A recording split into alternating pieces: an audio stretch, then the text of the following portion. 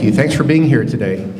No one got here an hour early, I hope. We all made it okay with the time change? Well, we're excited to share several different, kind of very different, diverse types of music with you all, starting with a divertimento by a very young Mozart. He was either 15 or 16 when he composed this, and in order just showing what he was capable of. It's one from a set of 3 divertimenti that he wrote in Salzburg.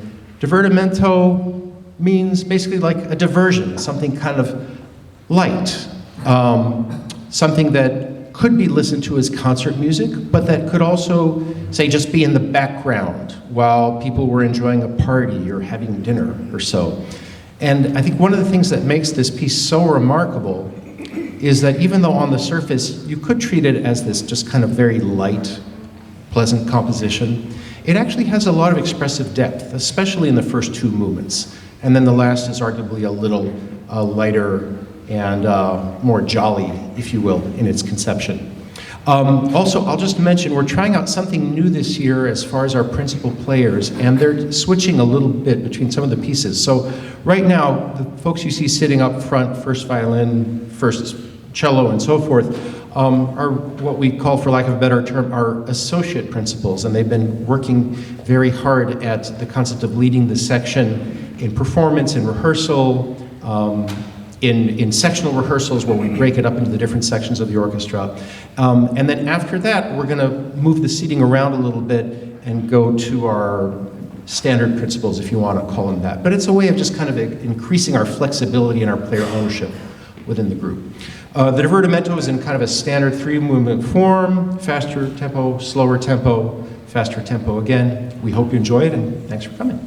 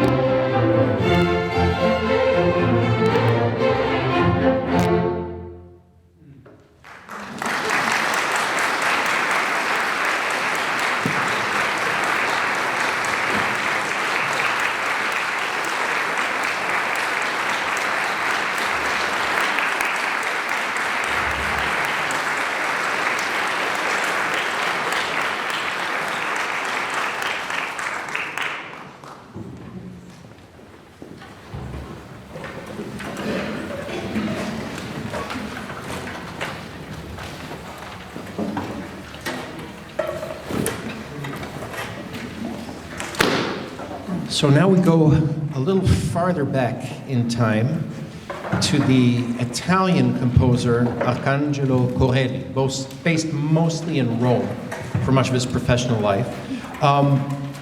He actually hasn't left us a huge output of music that was written down, but what he has left us is all considered very, very good. And he was considered very much a supporter and a teacher of other, perhaps better-known composers of the day. People like Bach and Handel either studied with him or at least studied his music and learned from him. In most of the movements of the Corelli, just like as you probably noticed in the Mozart, there's a lot of repeating where part of the movement will happen and then it'll happen again a second time. The difference in the Baroque era, in Corelli's time, is that it was much more common that when you repeat something, it's not just so that the audience can have a second chance to hear it, but that the players can add ornaments, improvise, do extra things with the music the second time that it comes around. Really the expectation in Corelli's time was very often what you saw written on the page was just the skeleton, so to speak. And then it was up to the intelligent, creative, expressive musician to put flesh on the bones. And that's what we have happening here. So we have Wendy and Diane, our two principal violins, Uli, our principal cello, who's actually going to have the last word in the entire piece, and Priscilla on the harpsichord. And you'll hear that at various times throughout the composition, they're adding some of their own personal touches onto it. So, Corelli Concerto Grosso in D major.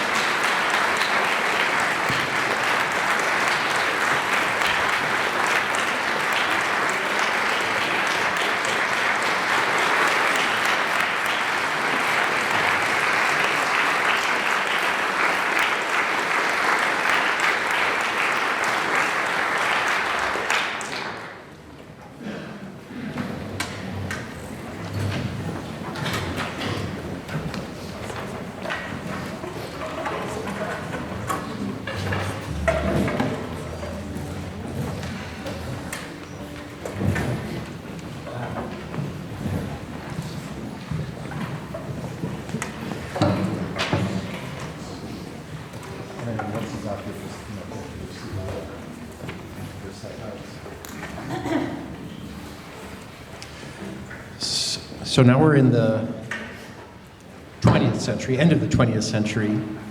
The Armenian composer Alexander Artunian has long been known for his trumpet concerto, which he wrote probably around 70 years ago or so. More recently, in 2000, he wrote this lovely elegy for someone who's kind of known locally, Doc Severinsen. And of course, we know him locally. We know him, some of us of a certain generation know him from The Tonight Show as well. Just absolutely fantastic trumpeter. And I was really delighted when I came across this. So Doc also happens to be a good friend of our soloist, Manny Laureano, who happens to be a friend of mine. I've known Manny for 16 years now, ever since I first came to the Twin Cities. At the time, I was working as a conductor at the Greater Twin Cities Youth Symphonies. He and his wife, Claudette, were co-artistic directors of the Minnesota Youth Symphonies. They both warmly took me into the musical community right from the get-go, and our families have been friends now for a long time, and we've shared laughs and a few tears together, and we've respected and enjoyed each other's artistry very much. And I had previously done a concerto with Manny with another community orchestra I used to conduct, which was a full orchestra, a symphony orchestra.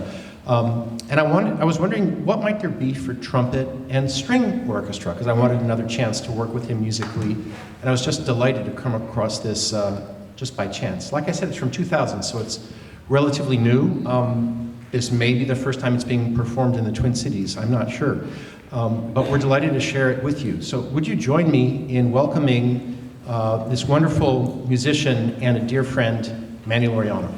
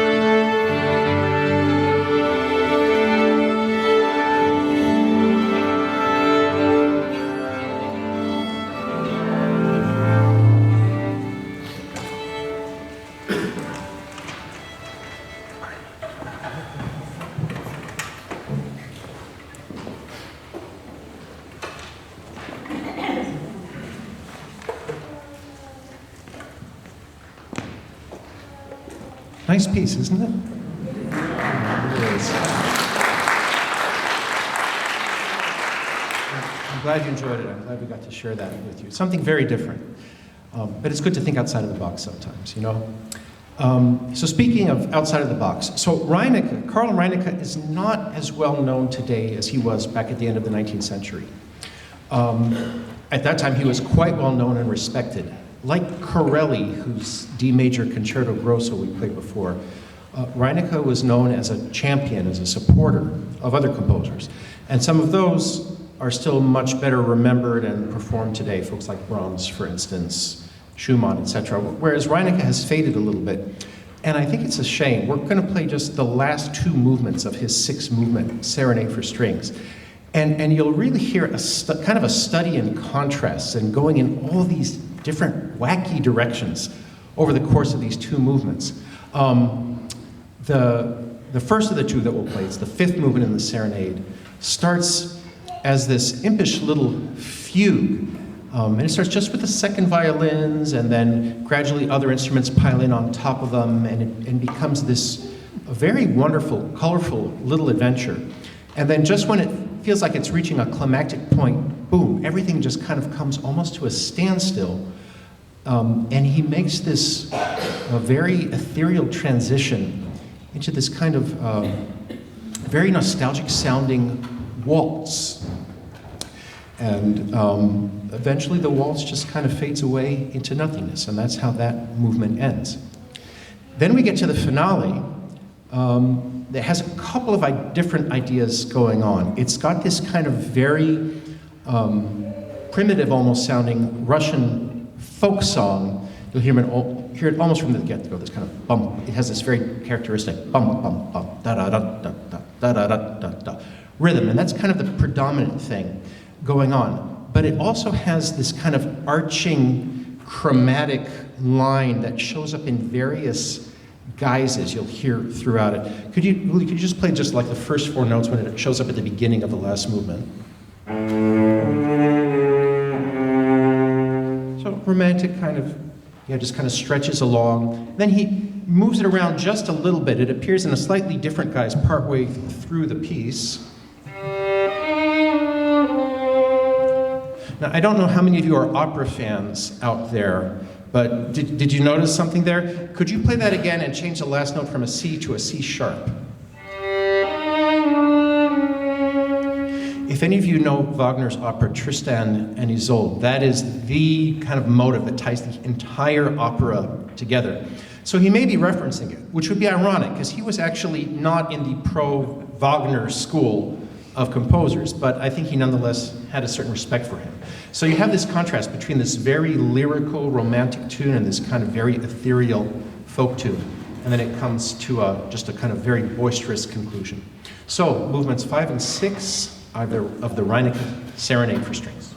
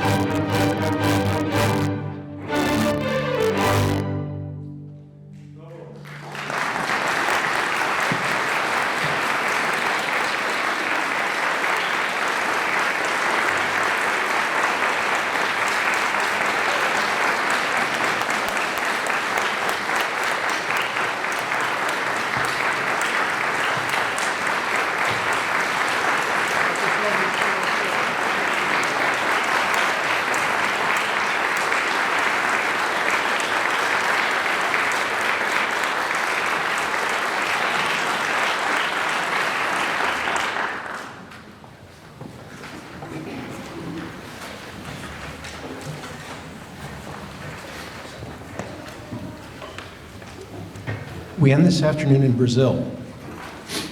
The impetus for this was the passing this last June of Astur Gilberto. Now, you may or may not recognize the name. Pardon me. But if you've heard the recording of The Girl from Ipanema with Stan Getz on saxophone, she's the female singer that you hear there. And why was she chosen? Because she happened to be the only person at the time who could sing the English version of the text. It was just a fluke. And she had a completely natural singing voice. She hadn't received any kind of formal training. And it was kind of very unique, very idiomatic, very idiosyncratic, and it happened to fit the piece perfectly. And so people have been enjoying the sound of her voice and of Jobim's music now since the early 1960s. So we're talking something like 60-some years. So to mark her recent passing, just like I said, this past June, I thought it would be nice to do this. If you don't know the song, The Girl from Ipanema, once we start playing it, you'll probably say, oh yeah, I've heard that. But the text was inspired by simply the sight of an actual woman, Heloise Pinheiro, who at the time was like maybe 16, 17 years old. She's now in her late 70s, walking towards the beach in the Ipanema neighborhood of Rio de Janeiro. And the text simply, in a very surfacey way, just kind of talks with the singer's attraction towards her and his regret at her not noticing him. But Vinicius Moraes, who wrote the original Portuguese text for it, said that there's also an underlying tone of a little bit of sadness, a little bit of melancholy, in that she's kind of innocent both as to her own beauty and as to the fact that will fade in time. Time is an inexorable thing and just keeps going, and things keep changing, sometimes for the better, sometimes for the worse. But there's that kind of underlying acknowledgement of that in the tune as well.